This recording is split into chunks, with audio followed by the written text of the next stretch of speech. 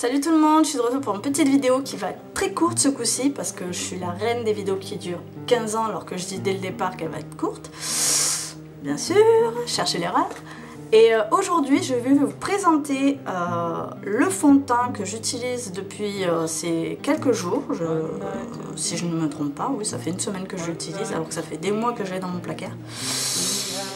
Donc c'était un cadeau qu'on m'avait fait et c'est le Dior Skin Air Flash que je vais vous présenter et surtout comment je l'applique parce qu'il est présenté sous forme de spray comme ça, de vaporisateur, mais moi je ne l'utilise pas tel quel parce que j'ai toujours peur de m'en foutre plein les cheveux, plein les vêtements et si c'est pour passer 10 minutes à me mettre des mouchoirs partout dans les vêtements et tout pour éviter de me retrouver avec du fond de teint plein les cheveux ou quoi. Donc voilà, donc je vais vous présenter comment je l'applique et vous pouvez constater que niveau couvrance, il n'y a pas de souci, il est parfait et surtout que je tiens à préciser, actuellement je suis en rémission, on va dire entre guillemets, de mon psoriasis. Parce que dès que j'ai des poussées de stress ou quoi que ce soit, j'en fais énormément sur le visage en plus. Donc c'est quand même assez stressant, du moins. Ça rajoute du stress on va dire, parce que de devoir camoufler une plaque de psoriasis, je peux vous dire, c'est une vraie merde. Et quand ça part, ça les étache. Donc vous verrez, je suis loin d'avoir un teint parfait. Donc ça se présente en vaporisateur comme ça. Bien le secouer avant de commencer. Je mets directement sur le dos de ma main. Voilà, une bonne quantité. Et ensuite, avec mon pinceau 180 de MAC, je prends un peu de matière que je tapote sur le visage.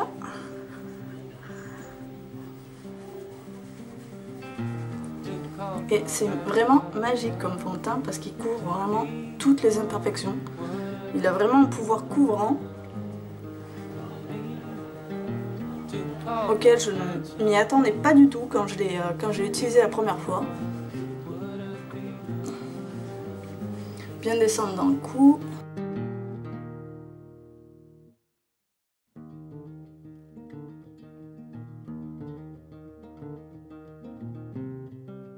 Moi ce que j'aime bien c'est qu'il a vraiment un fini mat. Très mat même.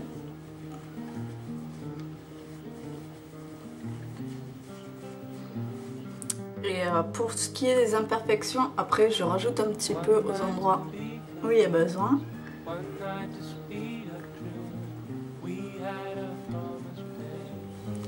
Et comme vous pouvez constater, il est quand même bien modulable. Et voilà, donc là j'ai fini mon teint quasiment.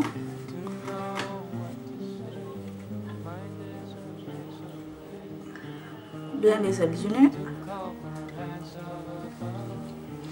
Donc voilà, donc comme vous pouvez constater, j'ai quasiment pas de retouche à faire. Alors, légèrement un tout petit peu là et encore. Moi, si j'ai un teint avec quelques défauts, c'est pas plus mal. Je n'aime pas la perfection ultime, c'est vraiment pas mon truc.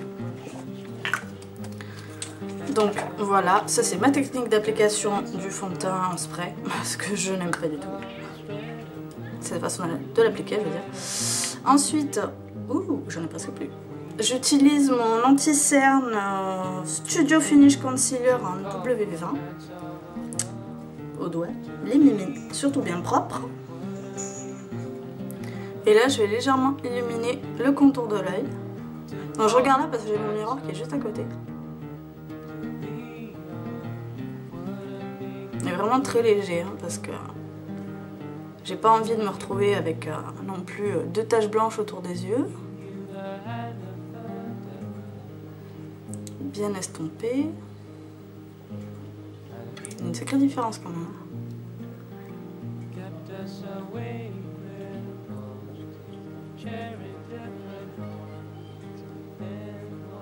Voilà. Pareil de l'autre côté. Oui, je fais toujours des grimaces bizarres, je sais pas si vous voyez.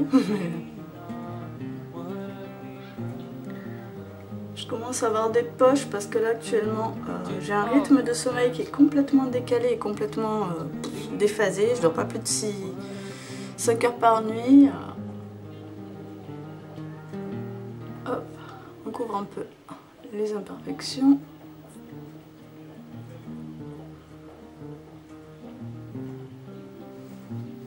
Qui sont nécessaires. Donc voilà. Et ensuite, pour finir, surtout pour fixer l'anti-cerne et les endroits où j'ai camouflé, j'utilise ma poudre libre de chez Gemay. Là, c'est la teinte de chair dorée. On ne met pas tant non plus, hein. Voilà. Que je vais appliquer avec mon pinceau poudre de chez Dior. Et aujourd'hui c'est une vidéo quasiment Dior. Voilà. Et surtout le contour de l'œil.